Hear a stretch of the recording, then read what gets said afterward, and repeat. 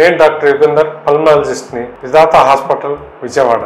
ఈరోజు మనం చెప్పుకున్న టాపిక్ ఏంటంటే స్లీప్ డిజార్డర్స్, ఓఎస్ఏ. ఓఎస్ అంటే obstructive sleep apnoea. Obstructive sleep apnoea గురక అనేది చక్కగా మన పూర్వీకులు ఏమైనా అంటే బాగా తిని పడుకొని నిద్రపోతున్నాడు, ఉరకబెట్టి నిద్రపోతున్నాడు అంటారు.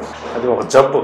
అది జబ్బు అని పూర్వం రోజుల్లో తెలిసేది కాదు. తర్వాత కొంతకాలం ఆఫ్టర్ 90s, అరౌండ్ 90s ఇది ఒక జబ్బు అని నిర్ధారించారు. దాన్ని అబ్స్ట్రక్టివ్ స్లీప్ యాప్నియా అంటారు. ఇది నిద్రలో ఎక్కువగా ఉరకబెడతా ఉంటారు. ఒక్కోసారి మధ్యలో ఆపేస్తూ ఉంటారు, సడన్గా లేచి కూర్చుంటారు.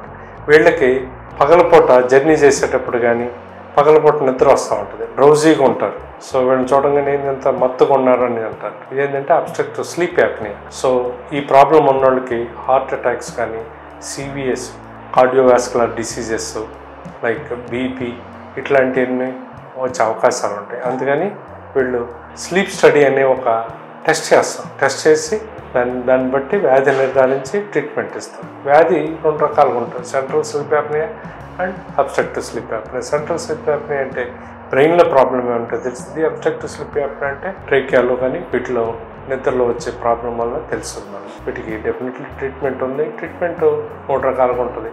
ఒకటి డ్రగ్స్, 2వ రకం సిప్యాప్ ఆర్ బైప్యాప్, వీటిని పెడతాం. 3వ రకం ఏంటంటే సర్జరీ చేస్తారు. ఇది యూజువల్గా ఈఎన్టీ సర్జన్ చేస్తారు. సో చక్కగా తగ్గుతుంది. ట్రీట్మెంట్ ఎర్లీగా ట్రీట్మెంట్ తీసుకుంటే ఈ బీపీ రావటం కానీ ఇట్లాంటి ప్రాబ్లం, హార్ట్ అటాక్స్, సివిఏ ఇట్లాంటివి రాకుండా మనం కాపాడచ్చు. Thank you.